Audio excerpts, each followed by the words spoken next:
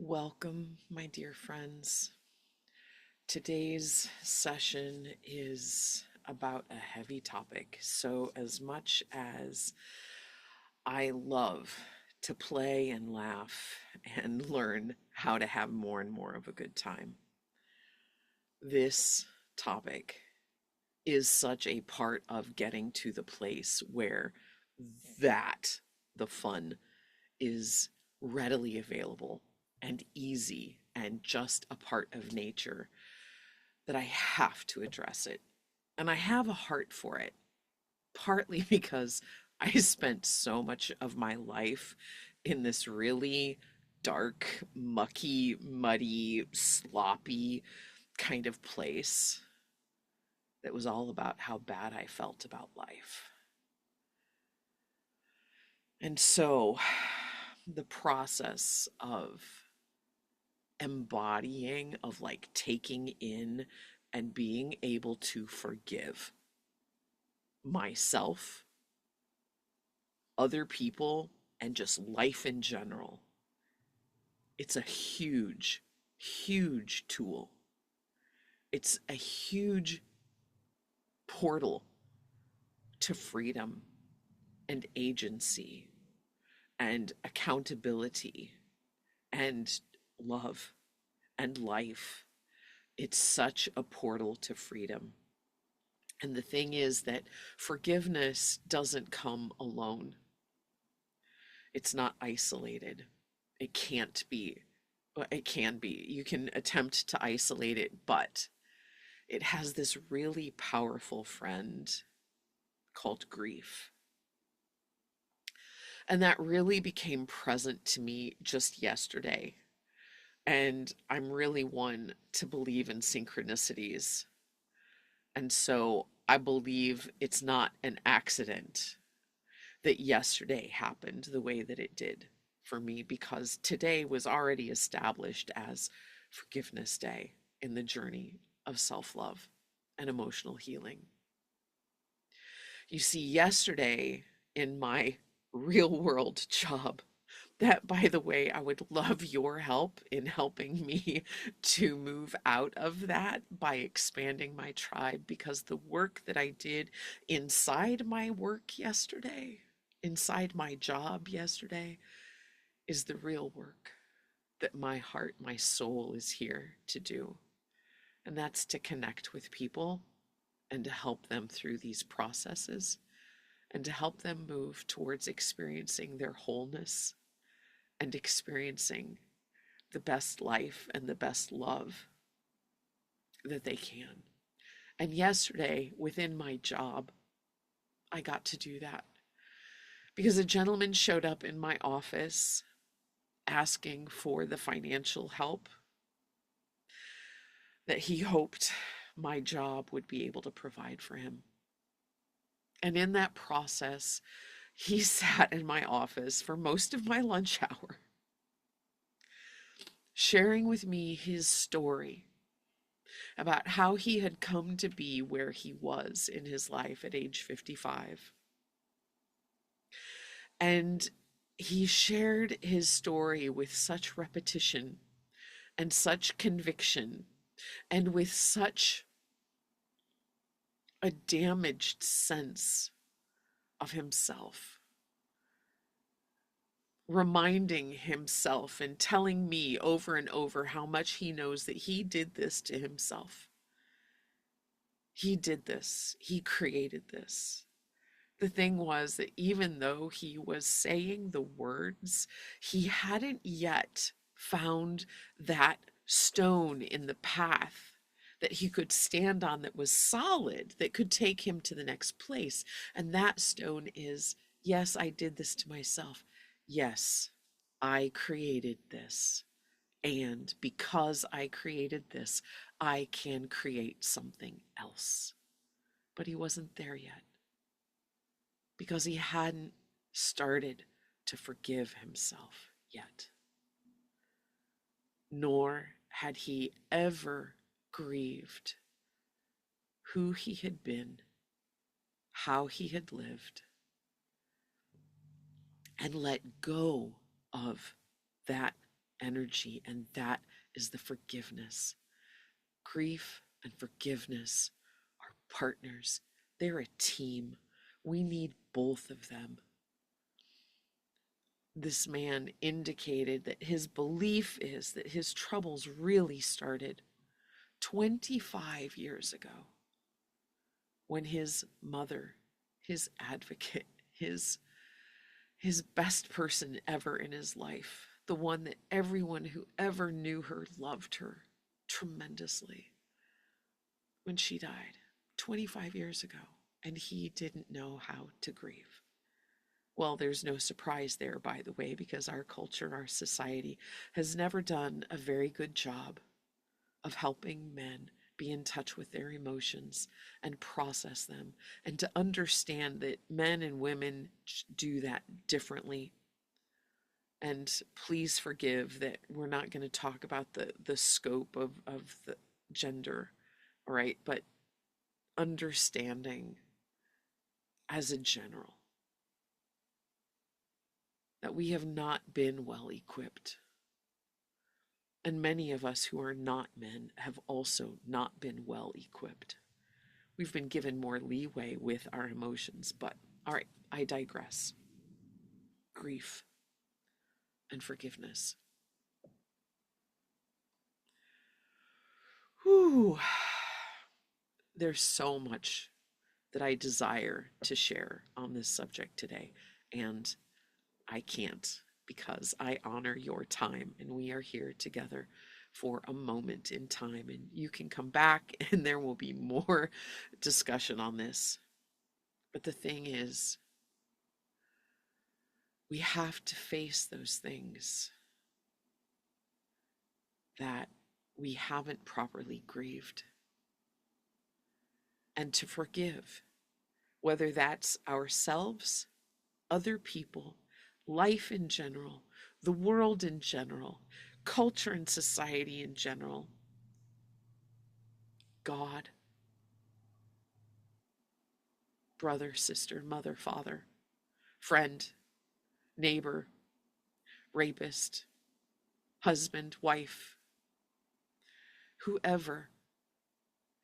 Because as long as we're telling the old story, we are caught in a narrative, in an identity that hinders us. It keeps us imprisoned in the past, and we cannot move into a different future and into a different identity while we are still holding on to the old. And oftentimes, part of why we hold on to the old is because it's familiar. It's all I know. It's my identity. I don't know how to live without believing this story and repeating this story. And this is my identity. Mine used to be about how terrible my childhood and my parents were. And there came a day where I finally realized that that story, that identity was keeping me prisoner and I was holding on to it because I didn't know who I would be if I was not that. And this gentleman who was in my office yesterday, same thing. He doesn't know how to let go, partly because he hasn't grieved yet. He hasn't accepted that yet. He hasn't gone through the process, nor has he forgiven. And it so far, as much as it has cost everyone in his world and himself, he has not come to the point where he realizes that it is how much it is costing him. But it has still been easier than changing his identity, because that is the unknown. And yes, it's intense. Because changing your identity, that's your ego, man. That is like everything that you've ever lived. And how do you move forward when you turn your back on that? And my evaluation, my encouragement is one baby step at a time. And if there are leaps that you can take, Power to you. I support that wholeheartedly because God knows we would rather have it take less time than more and less pain and effort than more. So let's jump over the things that we can and let's learn the tools that we can for grieving and for forgiveness. My personal story about forgiveness took a significant turn because all of my life for like 50 plus years, I had been within Christianity and forgiveness and about how, we all have guilt and shame. Well, guilt, we're all guilty of sin and how, forgiving ourselves, forgiving others. And there was always this big weight attached to it. And there was this great thing about unconditional love where, basically the ultimate message was it doesn't matter what people do, just forgive them because otherwise you're a prisoner. I get it, and it sounds like the same words. I get that too. I really do. And my life took such a shift, such a change in the weeks that involved and included dying. Ultimately, I didn't die. I chose to live. But you see, I had been running a fever of like probably 103 degrees for the better part of 2 days.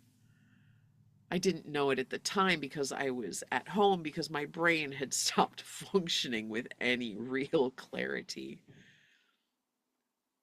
I had COVID, Delta version, 2021, February, Texas, the Great Freeze, stuck at home basically alone, without knowing if I had good insurance. And when I realized I was debating the value of my life, if it was dollars or if I was actually more valuable, my life was worth more than those dollars. And I said, I just have to go. But that happened after the moment that I want to share with you because this moment happened at home where I had been struggling to breathe. I couldn't let myself fall asleep because it took conscious effort to remember and make my body breathe. And the thing is that my brain was so foggy that there came an experience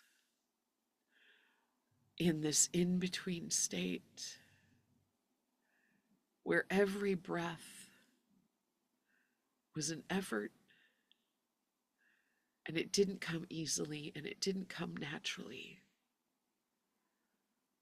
And in my state, I didn't have to choose to breathe. And there came a moment of being suspended in the void of creation, where I was not in my body, and I was in the presence of what I know was God, and not God in any sense that I had ever been taught or experienced, but God in as much as the energy, the energetic state of all existence, everywhere all at once, everything, everywhere all at once, in no shape, all energy that was not bound to a shape or a material presence. And I was there. And there is a peace and a calm and an acceptance that is such a deep love. And I knew that there was zero judgment ever. not for me in that moment, not for myself in any moment of my life, not for any human being or any creature or anything in material form, but acceptance. And with that experience, which I've shared enough of today, but I want you to understand the story and the experience that has led me to redefine and differently understand forgiveness. And it doesn't mean that I automatically forgave and forgive everything. I've still had to process because I'm still a human being in a physical body. And the body keeps the score, just like we talked about yesterday. That energy is still in physical form until it isn't. And now that I understand forgiveness, acceptance at this cellular level,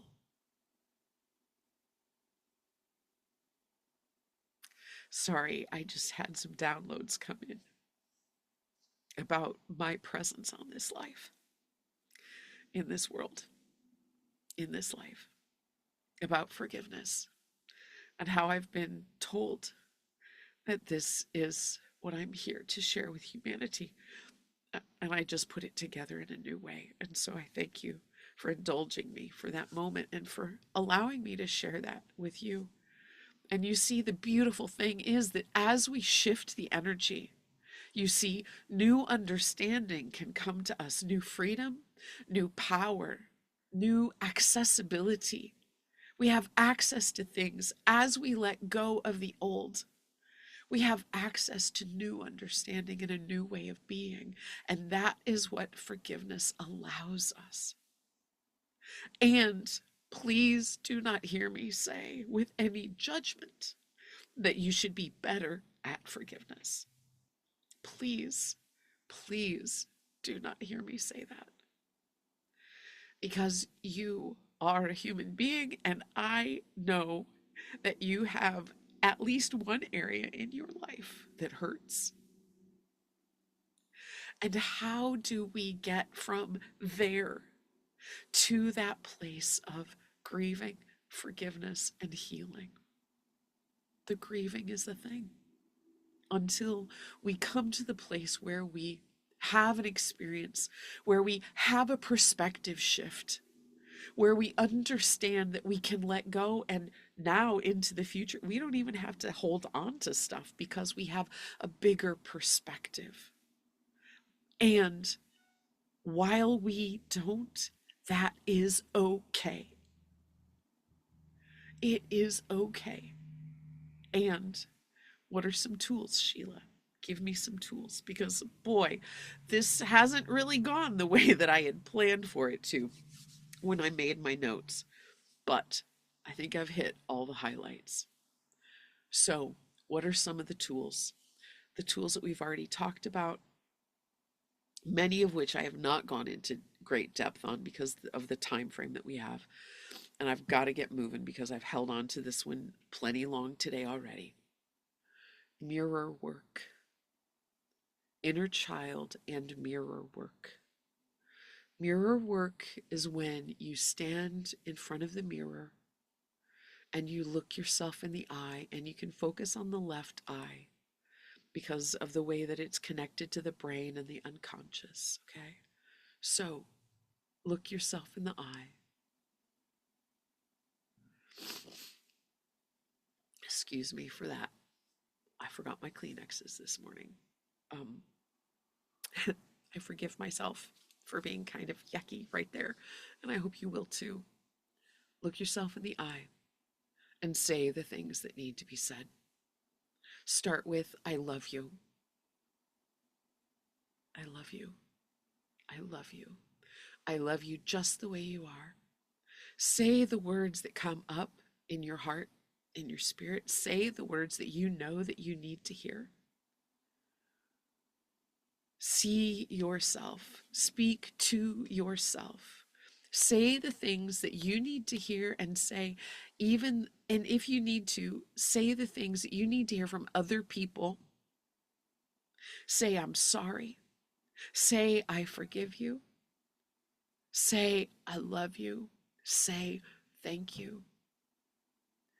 That was actually one of the things that I didn't put on my list yesterday is the Ho'oponopono prayer. And it's those 4 statements. And you can put them in whatever order your spirit, your energy, yourself, your unconscious, your conscious self needs to hear. Whether it needs to hear it from you or from somebody else. And start with that. And allow me, please, to come back to this session, come back to this message. Because we've only barely scratched the surface. And that's as much as we have for today. And that's okay. My dear one, thank you. Thank you for your presence and your support. Please help me grow this platform so that I can do this work with more people. Because God knows we need it. We need the freedom and the healing and to let ourselves off the hook and to become a different version of ourselves than the one that we've been in the past. And I am honored to be a part of that journey with humanity and to share my journey with you. Thank you. I'll see you soon.